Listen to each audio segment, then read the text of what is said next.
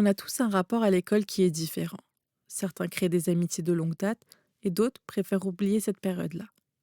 Moi, j'ai toujours aimé apprendre, mais pas forcément à l'école. Et pourtant, je ne sais pas ce que j'aurais fait sans. La place qui t'est assignée en début d'année dans ta salle de classe est selon moi très importante, non seulement pour toute l'année, mais elle définit qui tu es. Et parfois, tu passes toute ta vie à vouloir affirmer cette place ou à t'en détacher. Bienvenue dans ce nouvel épisode du Spicy Bucket Podcast. Je suis ravie de vous accueillir. Moi, c'est Abira et je t'invite à t'asseoir à côté de moi. On va se mettre au tout devant de la salle, devant le tableau, noir, qui inspire le calme le matin. Et tu sais ce qui est cool avec cette place-là, c'est que tu ne vois personne. Tout le monde est derrière toi. On a toujours été beaucoup plus que ce que la salle pouvait nous accueillir. Et j'ai toujours trouvé une salle de classe très étouffante. Se mettre tout devant, ça te permet de croiser personne, de regarder personne et te concentrer sur ton seul objectif qui était en face de toi. Mais tu verras, on reste pas très longtemps sur cette place-là. On a toujours tendance à être déplacé, voyager de rang à rang. Parce que quand t'es calme, personne ne demande vraiment ton avis. Et quand les perturbateurs de la classe prennent le dessus, prennent toute l'attention, il faut toujours mettre quelqu'un qui puisse contrer cette énergie-là. Au début, on t'explique même pas pourquoi on te fait changer de place, ni te faire comprendre pourquoi c'est nécessaire. C'est juste un sacrifice qui est attendu pour le bien-être de tout le monde. Et pourtant, laisse-moi t'expliquer la place idéale.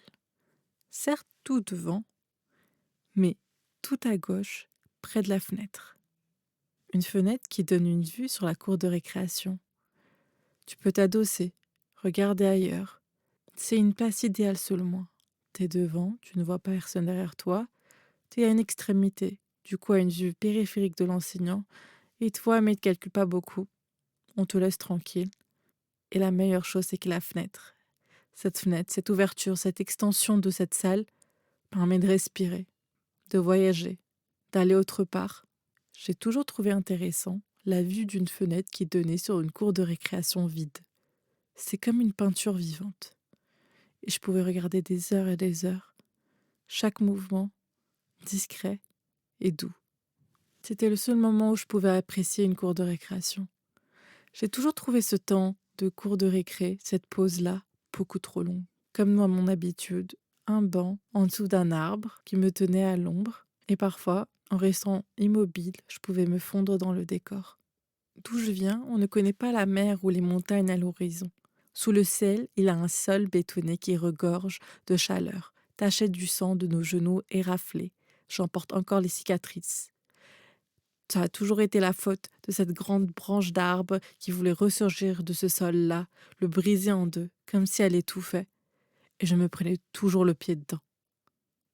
Cette grosse racine de l'arbre qu'on empêchait de se défouler était maintenue par des grilles barricadées de buissons qui étaient considérés un peu comme le no man's land.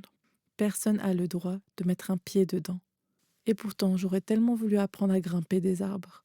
La cloche retentit et je me retrouve en classe avec ce cher camarade bruyant, bavard, qui n'avait jamais ses affaires, ni son livre d'ailleurs, qui voulait prendre toute l'attention de tout le monde, constamment, qui se faisait menacer par des appels de la directrice. Il avait même ce don à réussir à faire pleurer la prof de français. Ça alors, jamais compris comment il le faisait. Et vous savez quoi? Il avait toujours le sourire. Et à chaque fois qu'il souriait, ça m'énervait. Parce qu'il y a quelque chose qui clochait. Son sourire a toujours été accompagné de ses yeux, qui étaient comme sa trousse, vide. Il était un peu bizarre, il avait plein de cas de couleurs, mais aucun d'eux fonctionnait. Je lui prête mon livre, de toute façon, on était obligé de le partager, et puis un stylo. Et je me retrouvais un peu à lui montrer comment faire l'exercice parce que c'était tellement facile. Et au fond, je ne comprenais pas pourquoi il jouait le bête. Lui et moi, on savait très bien qu'il pouvait répondre à la question. Et puis, peut-être qu'il n'était pas si horrible que je le pensais. Il avait toujours tendance à prendre le livre, aller devant toute la classe et lire à voix haute, animer comme une pièce de théâtre le texte. Et quelque part, j'admirais à quel point sa voix pouvait porter.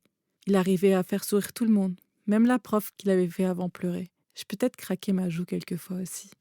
L'année s'écoulait, le temps passe, nous pousse à avancer, à prendre des décisions importantes pour notre avenir. Et assise sur mon banc habituel, je me prends une grosse balle dans ma tête qui rebondit tout droit dans les buissons. Je vois cette balle tomber dans le no man's land. Et je le vois venir courir tout droit vers moi et d'un bond sauter dans les buissons pour récupérer le ballon. Et avant de s'en aller, nos regards se croisent. Et pour un instant, ce ballon de foot a lié son monde au mien. On se regarde, il me dit quelque chose, hoche la tête et s'en va. C'est marrant, je n'avais jamais remarqué qu'on avait la même fossette à la joue. L'école m'a fait apprendre à découvrir un monde que mes propres parents ne connaissent pas. Chaque année, tu te découvres, te redécouvres et t'apprends à t'exprimer autrement. Tu développes différentes personnalités et chaque année, tu essaies de fuir celle d'avant. Et pourtant, elles ont toutes contribué à m'emmener jusqu'ici. Assis-toi à côté de moi, il y a une manière un peu timide pour moi de vous inviter à écouter mes histoires, à écouter ce que j'ai à vous raconter, juste pour vous faire voyager. J'ai envie de vous faire découvrir d'autres horizons, d'autres couleurs, d'autres mondes et points de vue. Ce podcast, c'était une manière pour moi de donner une voix. Et pas seulement la mienne, mais peut-être quelque part prêter la mienne pour parler de toutes ces histoires mises de côté. Ces histoires un peu trop timides, peut-être un peu trop invisibles, qui se retrouvaient étouffées par leur environnement et ce qui l'entourait. J'ai récemment lu Le Petit Prince et je pense que je m'en lasserai jamais de ce livre.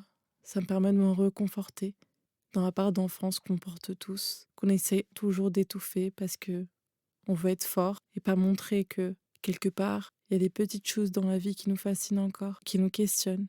Il y a une citation du renard que j'aimerais bien vous la partager, qui dit « On ne connaît que les choses que l'on apprivoise. Les hommes n'ont plus le temps de rien connaître. Ils achètent des choses toutes faites chez les marchands. Et comme il n'existe point de marchands d'amis, les hommes n'ont plus d'amis. Si tu veux un ami, apprivoise-moi. » Je vous remercie du temps que vous avez accordé à cet épisode. J'espère vous retrouver très bientôt. À la prochaine. Que la paix soit sur vous.